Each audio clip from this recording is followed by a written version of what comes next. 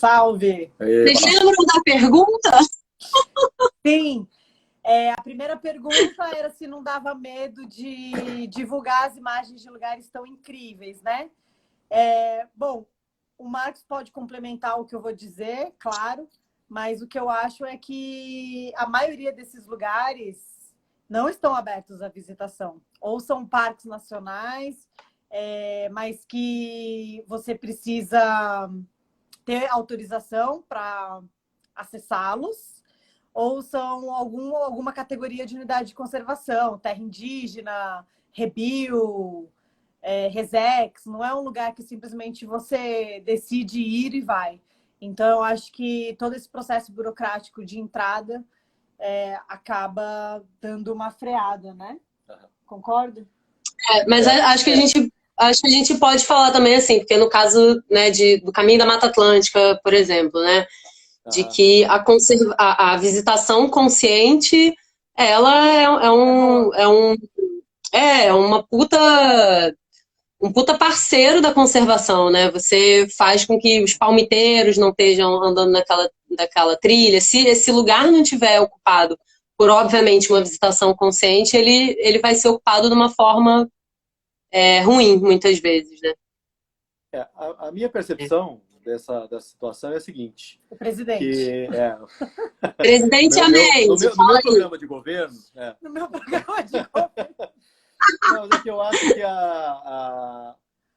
esse problema de ter gente demais querendo visitar a natureza é o problema que a gente quer ter que resolver. Mas o problema que a gente tem hoje é que ninguém quer ir para o mato, né? E assim, de certa maneira, né?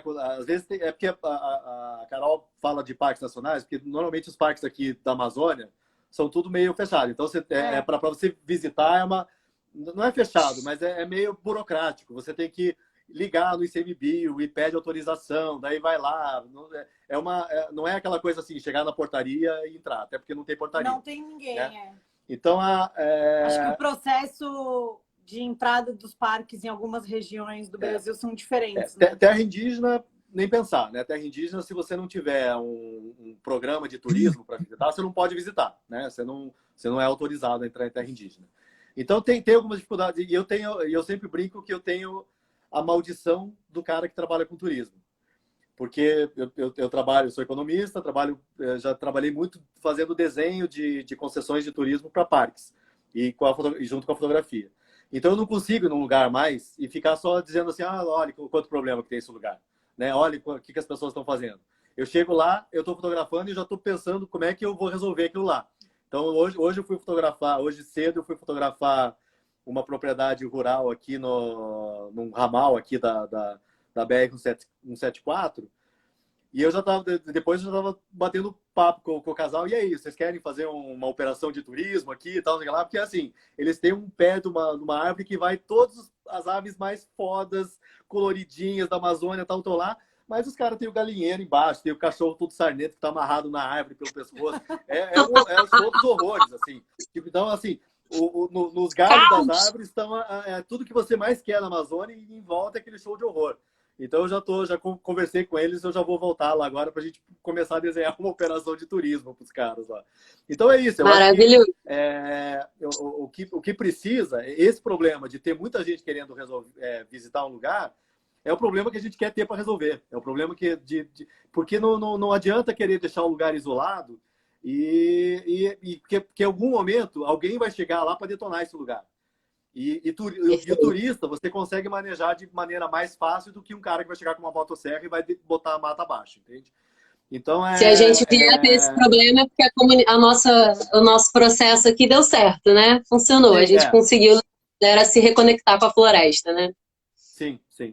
Então, eu acho que é isso um pouco. É a gente ter essa capacidade e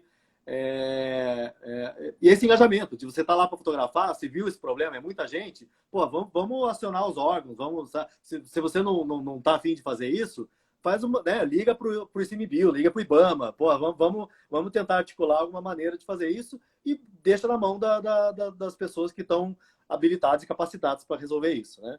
Esse é o meu programa de governo. E a outra pergunta, Carol, você lembra? Porque não tá mais aqui. Era sobre a maior produção que você fez? Qual foi, acho que o trabalho mais marcante pra gente, né? Sem ser o Caetano.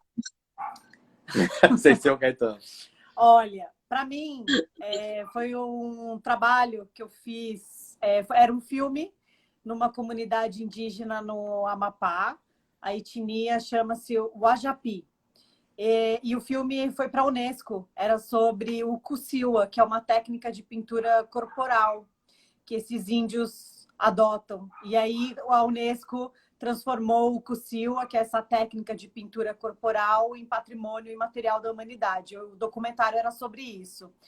E foi bem difícil chegar, a gente demorou 6 dias para chegar lá, incluindo helicóptero, aviãozinho e voadeira. E eu passei 2 meses filmando. Foi a imersão mais longa que eu tive.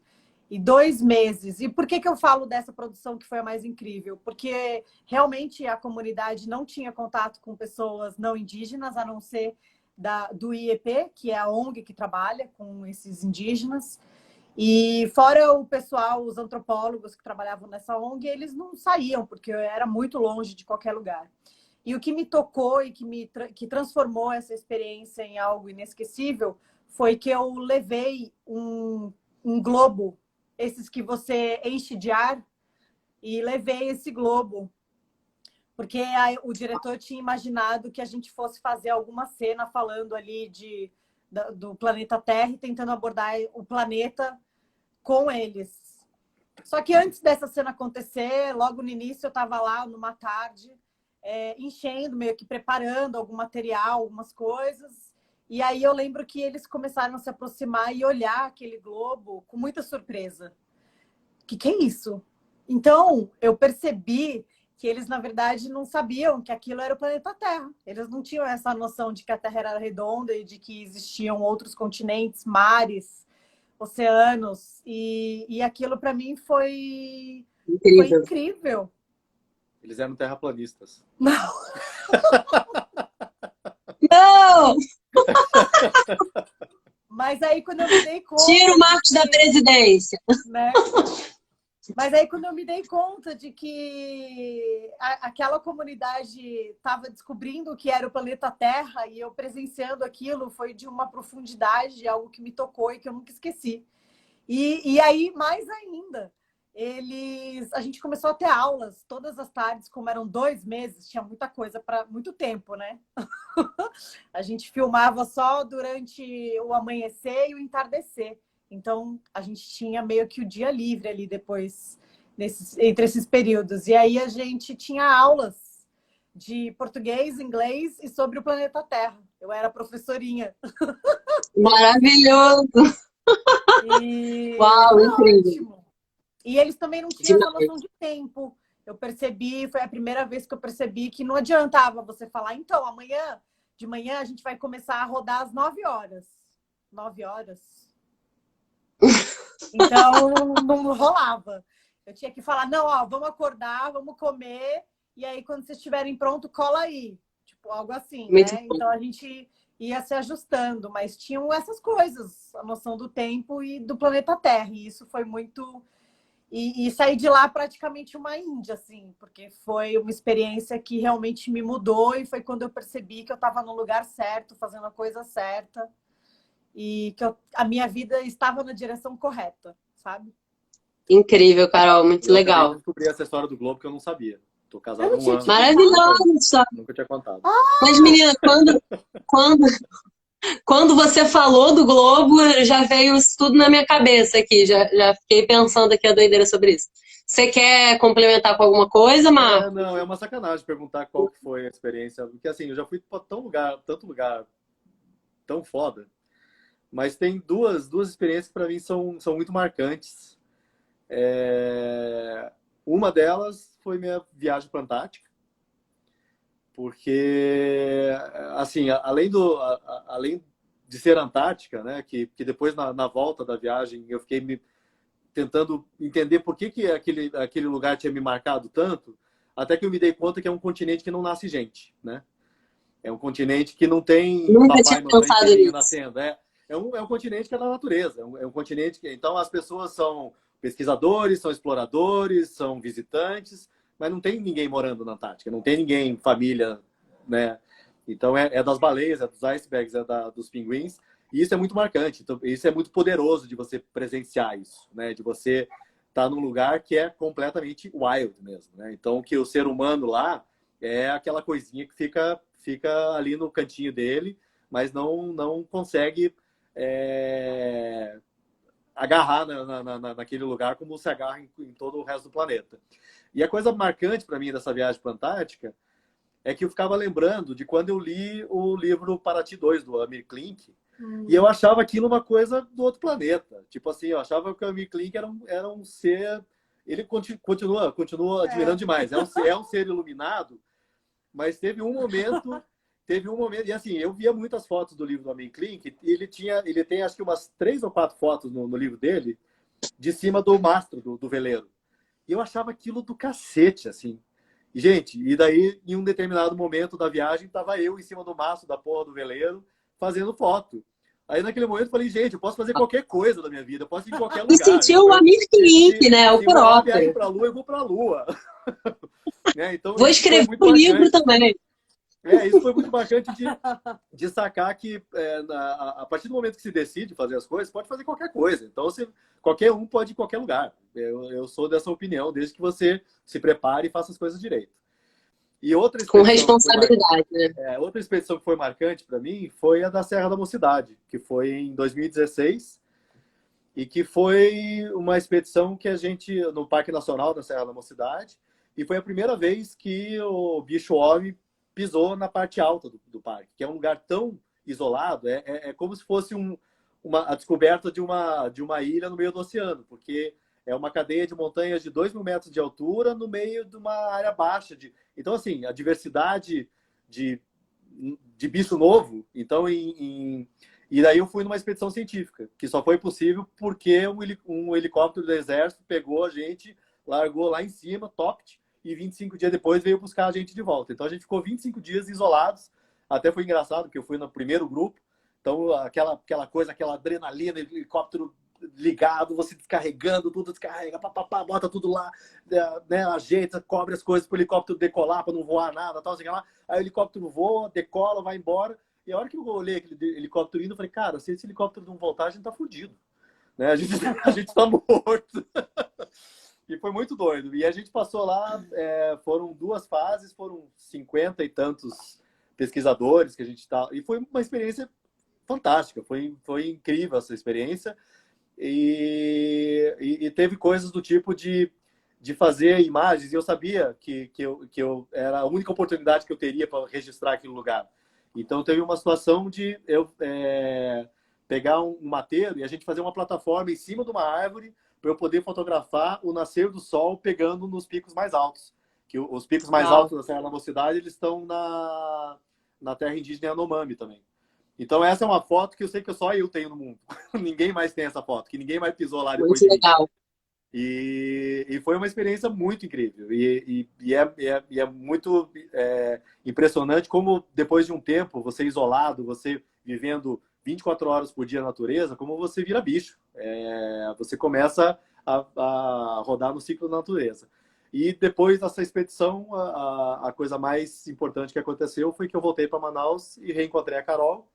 E anos depois a gente casou e agora tem o Caetano, que está chegando aqui. E aí, agora sim, produziram a coisa mais interessante, que é o Caetano. A mais importante, que é o Caetano. Mais importante. Um dos frutinhos é a primeira live da vida dele. Ele tá... estreando bem. Pessoal, foi muito legal. Ele saiu na mídia, porque ele já saiu na mídia, mas é a primeira live.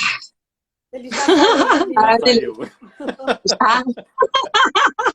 Muito chique. Também, né, com mãe, produtora de audiovisual, pai, fotógrafo. O pessoal quer ver aí a barriga.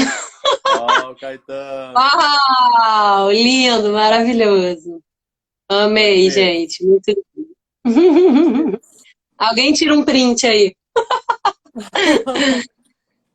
Gente, foi maravilhoso conversar com vocês. Essa prosa, uma delícia, né? É ao vivo, não poderia ser diferente por aqui. Fiquei muito feliz aqui com essa nossa conversa. Vocês querem fazer um jabazinho final? Dar aí o site de vocês? Eu queria... Posso concluir? Pode, Carol. Não, eu só queria concluir dizendo que, na verdade, é a gente que aprende com as comunidades tradicionais, é a gente que aprende cada viagem, cada visita. Então, a gente recebe muito mais do que a gente ganha sempre, porque morar na Amazônia é um presente.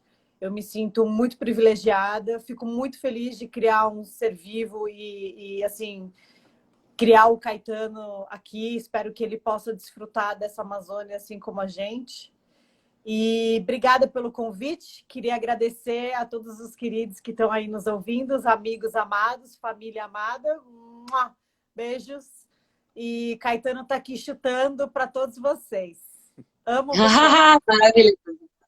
Bom, muito legal. Eu queria só agradecer também a toda a equipe do Caminho da Mata Atlântica, que é um projeto maravilhoso, que eu adoro e por isso que eu estou aqui, porque eu acho que é super legal poder trocar um pouquinho de experiências com gente tão engajada nesse projeto que é tão incrível, que é esse Caminhos da Mata Atlântica. E fora isso, é isso. Tipo, a gente está na fase... Na verdade, a gente estava concluindo o desenho de uma empresa agora para operar expedições, justamente de fotografia e focada em audiovisual e, na verdade, em artes em geral, que pode ser desde arte culinária até ilustração científica, enfim. Mas o que a gente quer agora é realmente passar para esse novo nível de engajamento, de trazer as pessoas para conhecer os lugares. E uma coisa que a gente fala sempre é que o mundo inteiro é o nosso destino, mas a Amazônia é a nossa casa. Então a gente quer viajar pelo mundo inteiro, quer curtir, quer levar as pessoas para se engajar pelo mundo todo, mas a gente tem um carinho especial de trazer as pessoas para a Amazônia, porque aqui a gente ama muito e está cada vez conhecendo mais, né? Junto com as pessoas daqui. Então, obrigado para todo mundo, gente. Valeu demais. Beijo para a galera do Caminho da Mata Atlântica. Obrigado pelo convite, Ju. Valeu demais. Tem que organizar as expedições para o Caminho da Mata Atlântica também, hein, Amende? Vamos lá. Isso vai rolar. Gente, obrigada por tudo. Todo mundo aí que voltou. Pelo visto, todo mundo que estava na primeira parte voltou na segunda. Aí a gente está no mesmo número, muito legal. É isso, que a gente esteja nesse momento tão complicado, né, para a conservação no nosso país, que a gente esteja unido aí, somando força, somando trabalho para estar colaborando com o que a gente acredita, né? Que tá todo mundo aí no mesmo barco, tá bom? Assim esperamos. Beijo grande para vocês, gente. Beijo. Boa Valeu, noite. gente. Valeu. Até a próxima.